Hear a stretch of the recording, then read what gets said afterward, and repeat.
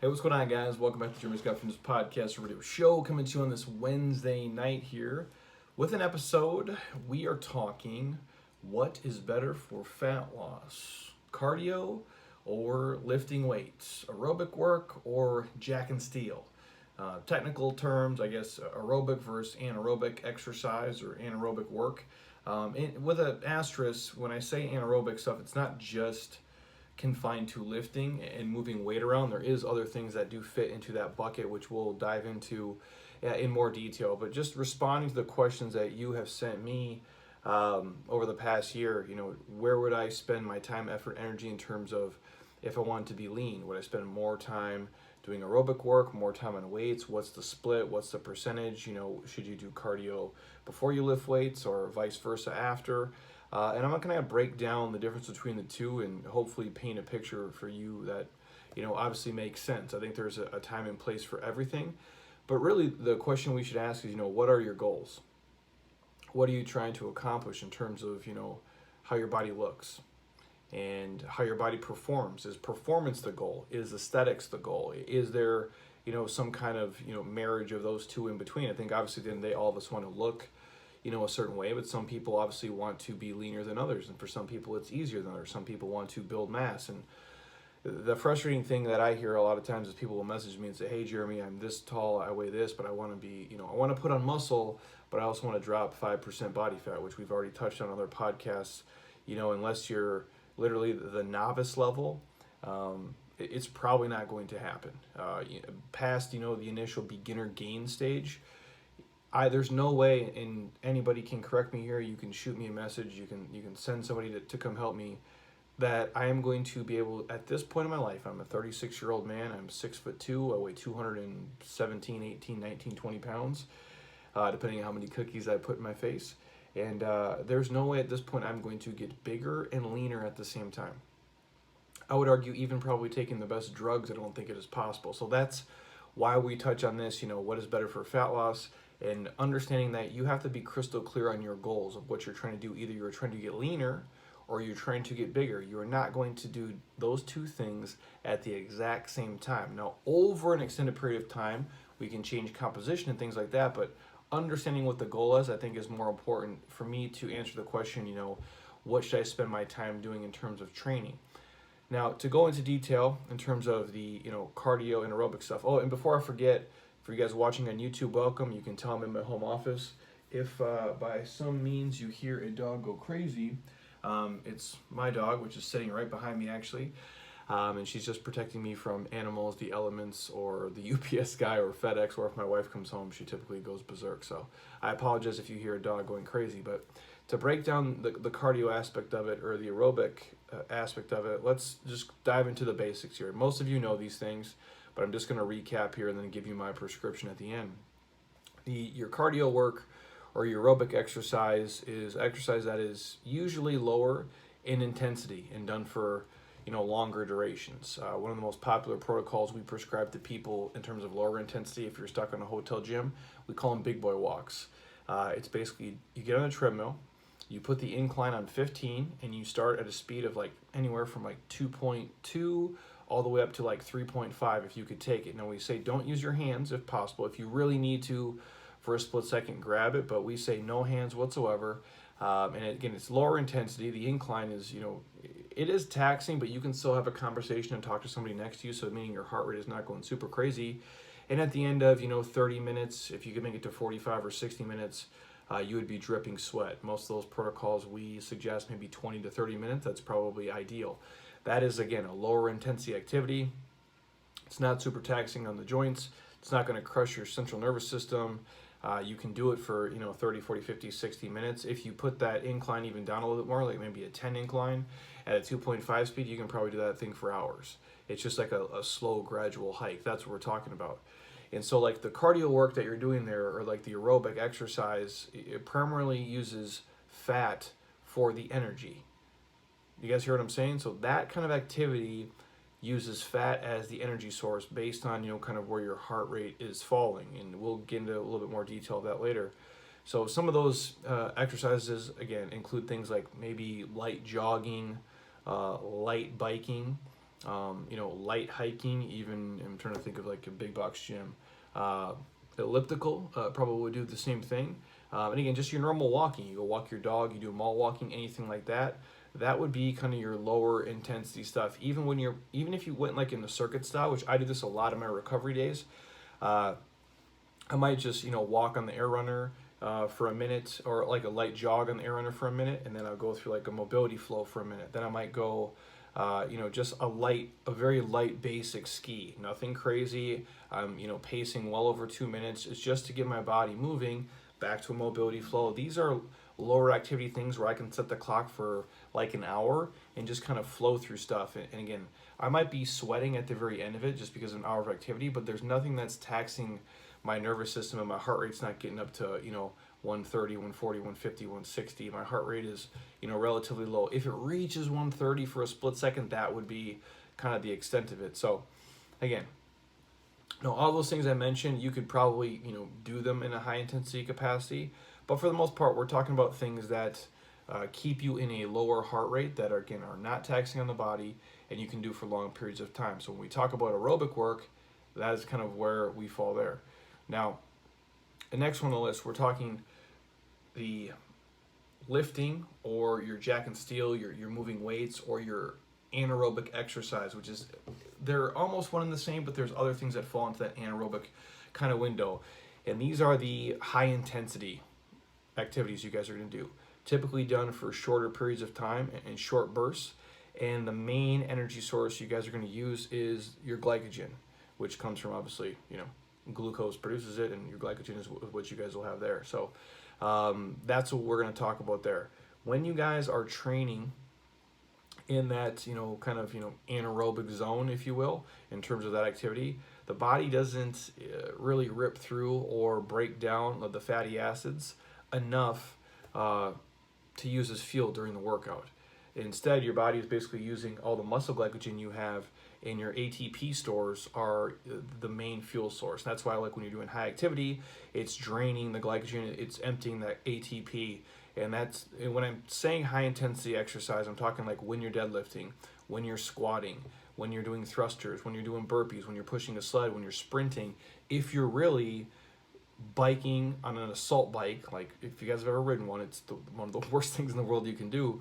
If you really ski, whether it's ski sprints, or you're doing like a 500 meter or like a 1K sprint, same thing for a row. You can do them a little bit longer activity-wise. I would even consider like you're rowing a 2K, if you're booking it, that's in that kind of anaerobic exercise. Even though is at a short burst, I guess your heart rate is going to be completely jacked. And yeah, I would consider if you're rowing a 2K under 7 minutes, that's you're moving. That would be in anaerobic exercise, where the body isn't just breaking down for fat, it's literally draining your life of all its energy. And so that's why I say it's not just lifting versus cardio. It's kind of like a blanket term. People say, what's better, should I lift weights or do cardio? Well, it's kind of like anaerobic versus aerobic exercise, and there's kind of some marriage between the two. And so just to be crystal clear here, for a lot of people, we've talked about this before on the podcast, the idea of like the fat burning zone is that if you exercise inside a specific heart rate,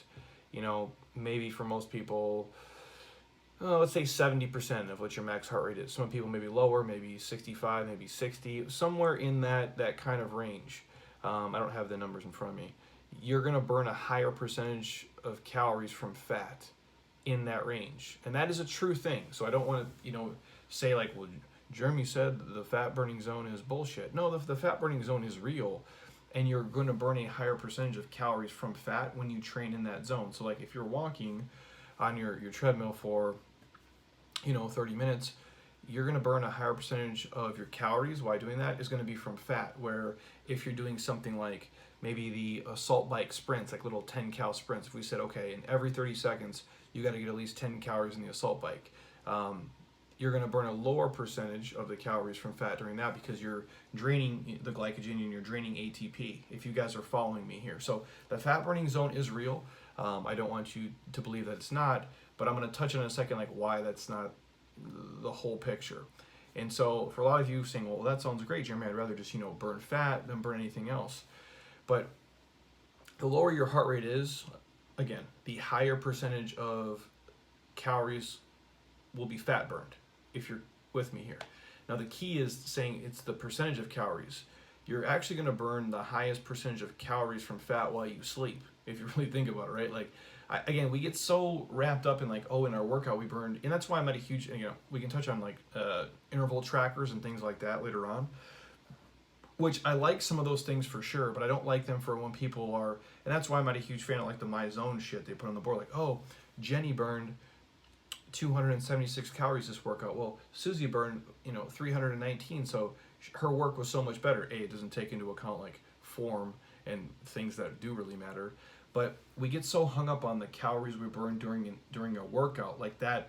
Some people will even ask that. They'll come in and say, well, in the workout I used to do, I'd burn this many calories, and in your workout I only burn this many calories. I'm like, well, you used to work out for 75 minutes, and most of it looked like horse shit. You come here and you work out for 33 minutes and you look like a rock star. So there is things outside of that, but yet we get married to how many calories we're burning inside this workout window, when in the reality is we burn most of our calories in our normal life. And the highest percentage of calories from fat is why we sleep, because our heart rate is the lowest at that time. It's in the, I guess, kind of quote unquote, maybe the fat burning zone, I guess, if you will, right? Not really, but it's like your heart is low at that time and you're just sleeping and you're laying there and your body is burning fat because it's not burning, glycogen. It's not, ATP is not happening while you sleep unless you have some, crazy erratic sleep patterns. But in all seriousness, if you believe in the fat burning zone is the best thing for fat loss, then you basically should try to just sleep away your fat. If that makes sense, right? Like, if you really believe like you should live in the fat burning zone, you might as well just try to sleep away your fat. Because again, when you guys are burning a higher percentage of calories from fat, that sounds super sexy.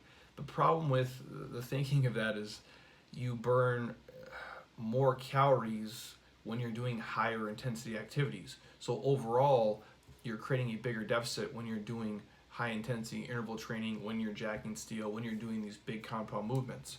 So even though like the high intensity exercise burns a lower percentage of fat during the workout, it burns more total calories. And I think that's, if you're going to listen to anything in this podcast at all, that's the sentence you need to hear.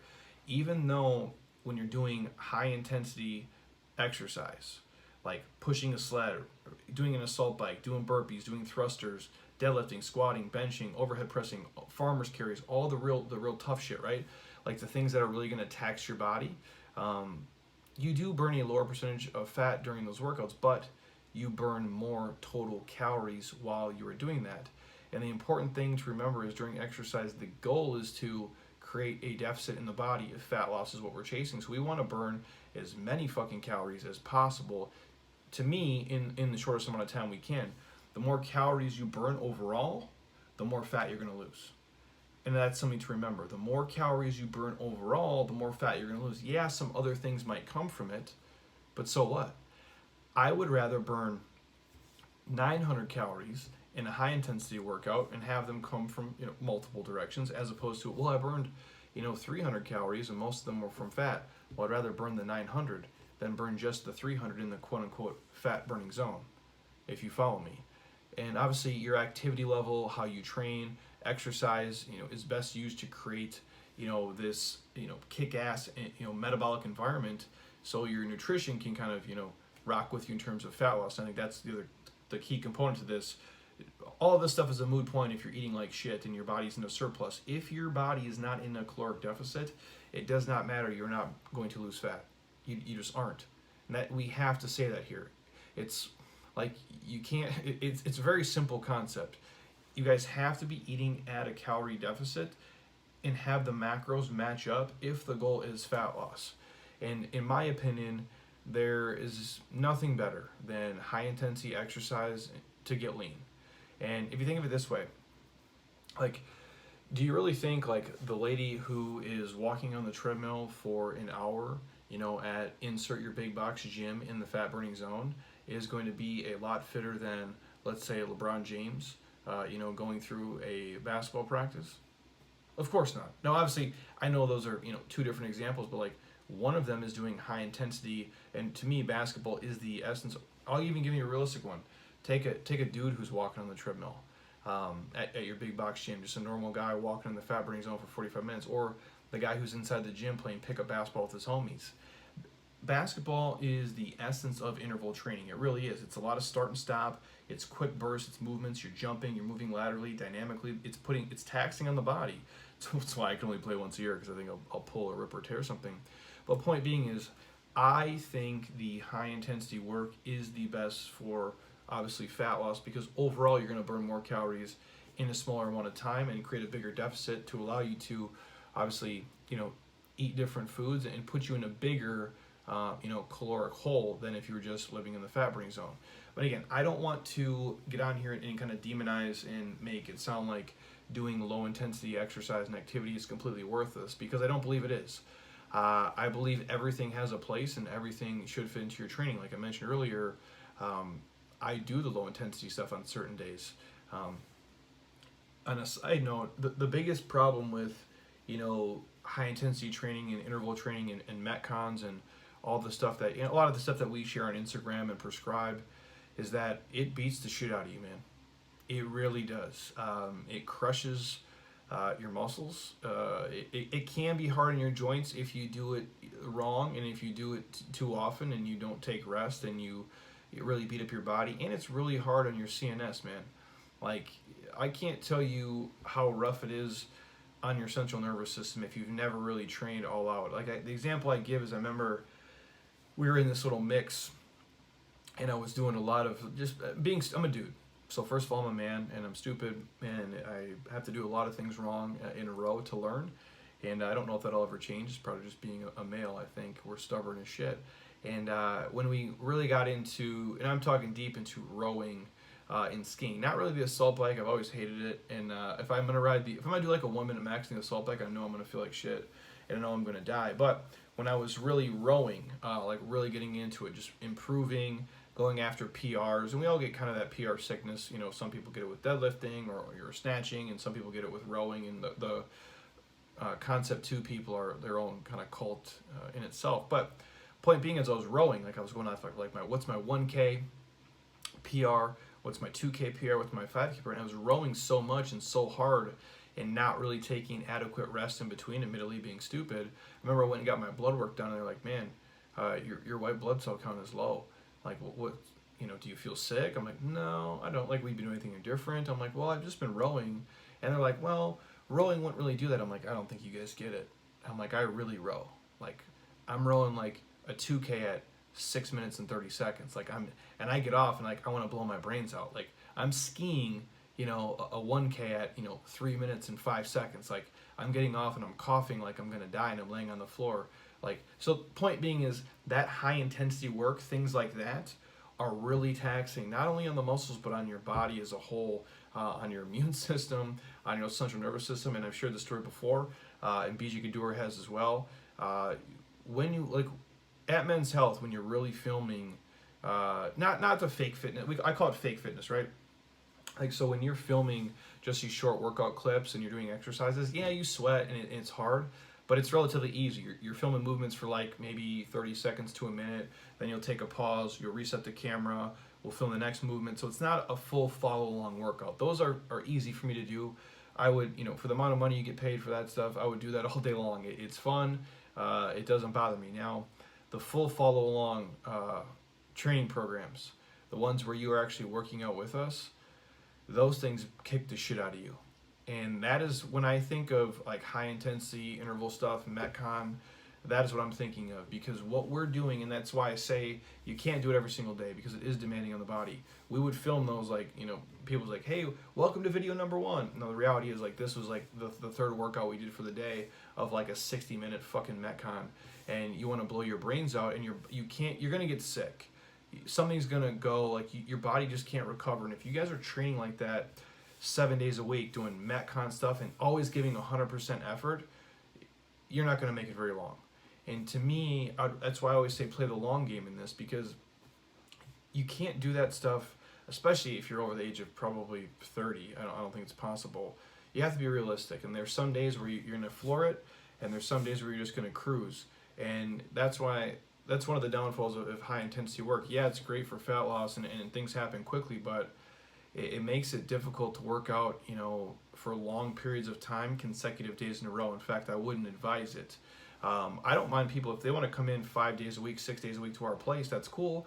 And maybe 3 or 4 of the days you really punch it, and 2 of the days, not that you're not trying, but you might be just going through the motions, or you're picking your spots. Like, hey, I'm gonna crush it here on dumbbell thrusters, and then the assault bike I'm just gonna cruise. And then there's days you're just gonna come in and you're just gonna black out and test your pain cave and see how hard you can go.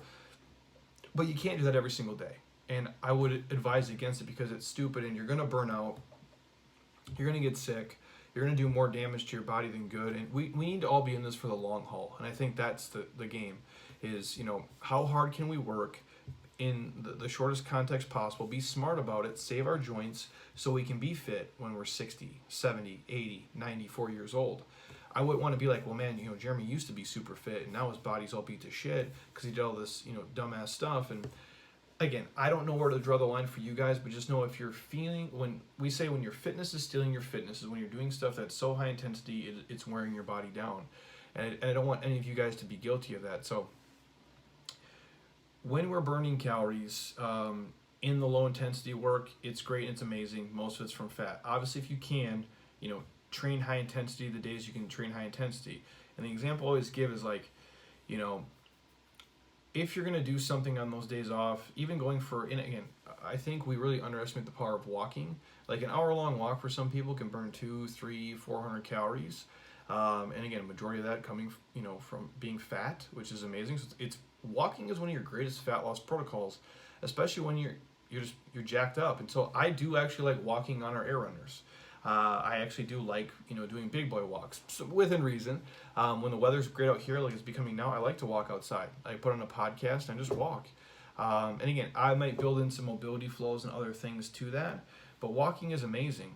And so what I would say to you guys, if you're out there and you're lifting, and for me, if you guys have followed me for any amount of time, I'm lifting on like 4 days a week of like legit loading. And then even today, which is kind of like my active recovery day, I'll throw in some basic shit, calf raises, bicep curls, TRX face pulls, some mobility stuff. So basic things, but I'm lifting for 4 legit days. And then I'm typically doing, and I'll throw in little finishers, right? So on these days, like some little Metcon protocols, sometimes it's 2 minutes, sometimes it's 10 minutes, whatever. And then obviously on Sunday, I die with our people. And then, one day like today's, a little bit lighter for me, a little bit easier. And then on Saturday, it's just kind of a mixed bag. It just depends on how I feel. But typically it's maybe some weak point training and going over some lower intensity stuff. So for you guys listening out there, depending on your training schedule and what you're doing, if you're doing, let's say, metabolic work 3 days a week. So 3 days a week, you're crushing it in the gym. If you can squeeze in an extra, 1, 2, 3, lower intensity days between your Metcon days or between kind of your, lifting and jacking steel days, I think that's going to have a huge impact and a very positive impact on your overall fat loss and weight loss. The other times I would really suggest doing lower intensity work is if you guys have some nagging injuries, things that are bothering you, especially if it's, hey, knee, hip, ankle stuff, shoulder stuff, where you can't really get after it. Literally just doing, setting the clock, just kind of zoning out and doing that lower intensity work is going to burn fat. On my active rest days, like I mentioned, or we call them like kind of blood flow recovery days, on days you're doing mobility, I think are amazing as well, because for a lot of people, they're too lazy and mobility is too boring for them to actually, stick with it. So what I would suggest is, set the clock, do, 5 minutes of mobility work, 5 minutes of lower intensity aerobic work, 5 minutes of mobility work, back to 5 minutes of lower intensity aerobic work. That's probably the easiest way to do it. So to round this out, which is a very simple, basic podcast for you guys, if you can do high intensity training, if you can lift weights, if you can get after it and crush it, if you have access to an assault bike, a row, a ski, and again, bodyweight stuff is fine. If you want to do burpees and get into that world, it's fine too. But if you can do the high intensity, metabolic work, whether it be as crazy as Tabatas, even things like, pushing sleds and sprinting, or just, picking up heavy shit, do that. And do it as often as you feel comfortable, and do it as often as you can squeeze it into your program and that you feel good doing it. I would make that the hub or like the main priority. If you don't love just, going there and doing basic boring lifting, I think that's okay. I would tell you guys to, do some form of metabolic conditioning. Means like you're doing some dumbbell work, you're probably pushing a sled, you have access to like, and again, we love the bike and the row and the ski, and you're mixing in some bodyweight intervals and stuff like that, but you're doing it at a higher intensity pace where you leave there sweating. There's some days where you're breathing super hard and you're questioning your sanity because you're like, man, this sucks shit. I would do that and make that a priority in your training. And if you go through the week and you've maxed out the days that you can really push your body and do that high intensity work, or you're feeling sore or run down, or your schedule doesn't permit for you to get to the gym, squeeze in a couple of those lower intensity sessions, man. Go for a walk your dog, go play with your kids, just bullshit kind of shoot, basketball hoops in your driveway, go ride your bike, do a couple cannonballs in the pool. Just do things that you enjoy.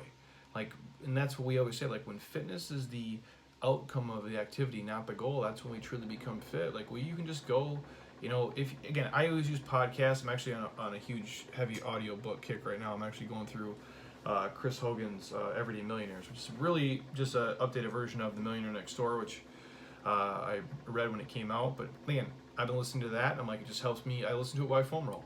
And then I'm like, okay, well, I foam rolled enough. I'm kind of bored now. I'm just going to get on the assault bike. And when I say get on the assault bike, I'm talking like I'm beach cruising on it. I'm not doing it to kill myself. I'm doing it probably, 6-7 cals a minute. Nothing real crazy. I can still talk to somebody next to me, and I'm just chilling. And I think if fat loss is truly the goal, make Metcon work, make high intensity work and lifting kind of the hub of what you do. So that's the meat, that's the steak at your dinner.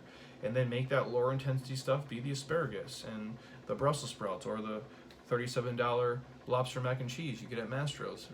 I'm kidding, but please make that stuff the hub, and then do the lower intensity stuff obviously around there. And be smart about it and pick your spots. Take the rest days as you have to. But my 2 cents is very few of us ever have to take a day completely off. And yeah, I hate the Grand Canyon this year, rim to rim to rim, and for a day I didn't do shit. Really, for 2 days I was just a complete train wreck. So for 2 days I couldn't do anything, but I hiked 50 miles in the biggest hole in the earth that exists in about 48 hours or less. So yeah, that's why I did it. Other than that, I can always go for a walk.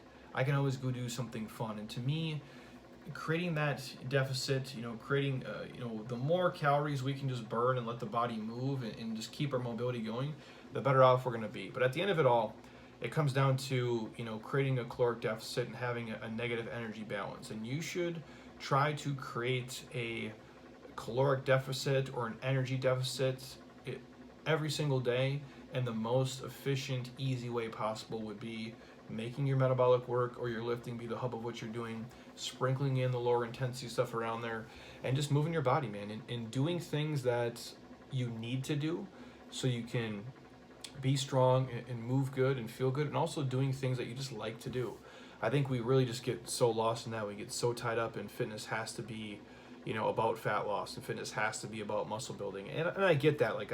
I live in it. I'm very, very deep in it. But as the older I get, I realize what is it worth if all that shit just dies in the gym and we only do it there, we don't do it anywhere else. I just feel the more you can literally just enjoy what you're doing as activity outside of the stuff that you do in the gym, I think you're going to be leaner, healthier, and happier overall. And obviously, if you come into our space or do the workouts that we share, some of them look fun and some of them are completely miserable and they're terrible. But that's for a goal. It's to get you from point A to point B. It's the days outside of that you can be a little bit less crazy with your training and take it easy on your body while still burning calories and putting yourself in a deficit so you can be the leanest version of yourself within reason. So to answer the question, what is better, cardio or weights for fat loss, or aerobic versus anaerobic work? And in my opinion, if you have to pick one, I would go with the weights, high intensity, pushing sleds, sprinting, anaerobic work over just the aerobic work, because at the end of the day, the more lean tissue you can put on your body, as we know, your muscle basically is your metabolism, and you're going to be burning more calories at rest. The more lean muscle mass is hanging on your frame. So hopefully that answers the question for you guys. I think they both are great. I love them both. They do have a place, but you know where to prioritize if you have specific goals. But if you guys have any other questions on this topic or anything surrounding it, please shoot me a message. I'm happy to record it. If you're in iTunes right now, stop, Don't be a lazy ass. Drop us a 5-star. Leave a comment. I truly would appreciate it. If you have your iPhone, just click the podcast app. If you're on your iPad or a MacBook, just simply click on iTunes. Type in Jeremy Scott Fitness, scroll down, 5-star, and leave a comment and say, hey, Jeremy, that's awesome. I'm going to go do an assault bike and crush it. You don't have to write that, but you guys get the point of it. So, again, a lot of other fun stuff coming on the pipe. I think I'm going to get my wife on the podcast next Monday. We have a very busy weekend with some business and some friends stuff in town as well. But I think next Monday we'll get her on the podcast and talk about kind of our nutrition, how we eat, how we prep, plan, what's in our house, what are the things that we must have, what are the things that we avoid. My biggest downfalls, her biggest downfalls, the things that I always need to eat, the things that she always needs to eat, and kind of how we coexist in the same house together. But if you guys want to hear anything from her and I specifically, that's in that world or completely outside of that, we're taking requests as well, and that'll be the goal, is to hopefully get her on once a week or once every other week. I don't want to bug her too much because I live with her and she might sock me in the face if I do. So there's that. But anyways, you guys, hope you enjoyed this.